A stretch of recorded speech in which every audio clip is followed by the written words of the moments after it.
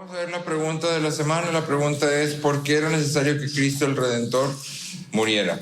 Y entonces, si te fijas, seguimos construyendo. Hace 2 semanas la pregunta era: ¿quién es el único Redentor? Y luego, el único Redentor es nuestro Señor, Cristo Jesús.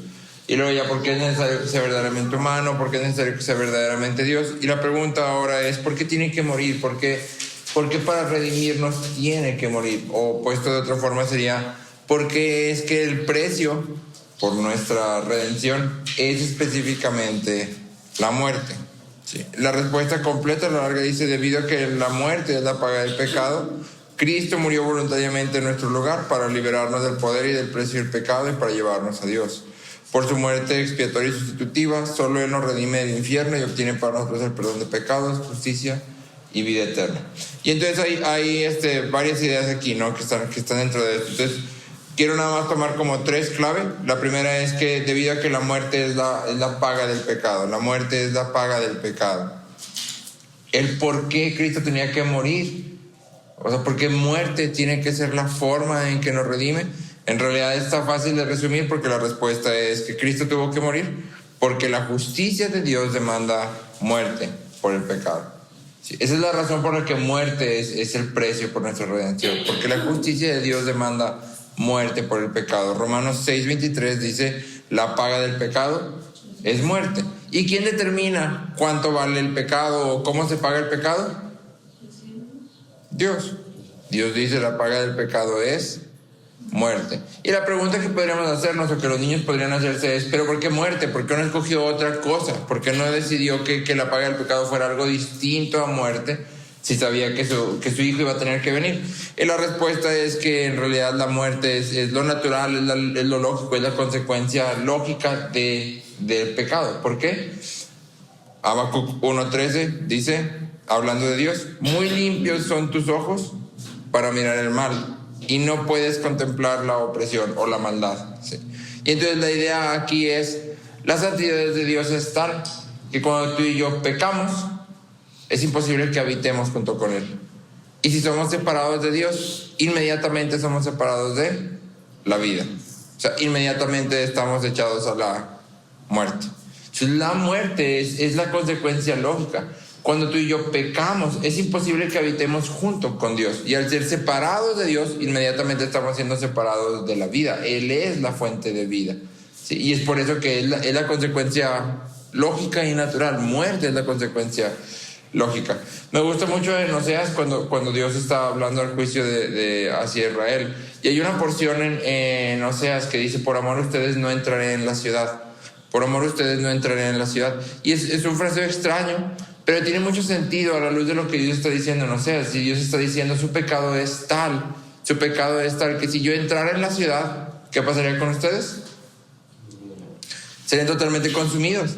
En un momento en que yo entré a la ciudad por su pecado, ustedes serían totalmente consumidos, serían destruidos, porque esa es la santidad de Dios. Y entonces la consecuencia lógica del pecado es muerte. ¿Sí? No hay otra cosa. ¿Sí? Entonces no es que Dios dijera: voy a ser bien malote y el pecado va a traer. No. Es lo natural. ¿Sí? El pecado trae muerte. ¿Sí? Y entonces la idea aquí de la primera parte es: el pecado se paga con muerte, porque el pecado nos separa de Dios. Y separación de Dios es muerte. Entonces lo segundo es que Cristo muere voluntariamente para librarnos del poder y el precio del pecado a través de una muerte expiatoria y sustitutiva. Expiatoria y sustitutiva. En realidad el Nuevo Testamento, cuando habla de la muerte de Cristo, no utiliza la palabra expiación, utiliza la palabra propiciación. Sí, y creo que ya lo hemos hablado alguna vez. Expiación significa la mitad de lo que propiciación significa. Expiación era lo que los animales hacían en el Antiguo Testamento, que era cubrir simplemente el pecado, pero el pecado hasta ese momento. ¿Sí? No tenían poder para cubrir hacia adelante, ni tenían poder en realidad para reconciliarte con Dios, sino que tenías que estar todo el tiempo sacrificando animales. Y sin embargo, el sacrificio de Cristo es propiciatorio, en el sentido de que no solo cubre el pecado hasta ese momento, sino cubre todo el pecado y efectivamente te reconcilia con Dios. Y entonces el sacrificio, la muerte de Cristo, es propiciatoria y sustitutiva. A esto Lutero llama el gran intercambio, ¿sí? ¿Cuál es el gran intercambio? Cristo toma todo nuestro pecado, toda nuestra maldad, todo el castigo que debería de caer sobre nosotros y lo lleva en la cruz, en nuestro lugar. Y luego toma toda su justicia, toda su rectitud, toda su obediencia, su adoración perfecta y la pone a nuestra cuenta. El gran intercambio es que Él toma nuestro pecado y se hace maldición, y a nosotros que somos pecadores nos hace justicia de Dios. Ese es el gran intercambio. A esto se le llama imputación.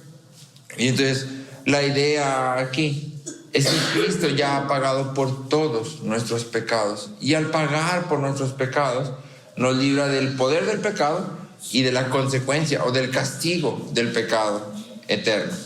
Ojo aquí, cuando lo expongamos a los niños es importante hacerles saber que estar en Cristo no significa que pecar no tiene consecuencias. El pecado siempre tiene consecuencias. El pecado siempre destruye. El pecado, como acabamos de ver, siempre implica muerte en algún sentido. Sin embargo, estar en Cristo significa que Dios no castiga nuestro pecado más. Si Dios nos castigara por el pecado que cometimos, Dios sería injusto, porque castigó a Cristo, o Cristo llevó nuestro castigo, y luego nos castigaría a nosotros otra vez por el mismo pecado, porque Cristo ya pagó. ¿Sí? Entonces nuestro pecado no es castigado por Dios. Sin embargo, nuestro pecado siempre tiene consecuencias. ¿Sí? Segunda idea. Tercera idea. Cristo nos redime y obtiene para nosotros perdón de pecados, justicia y vida eterna. Cristo nos redime y obtiene para nosotros perdón de pecados, justicia y vida eterna.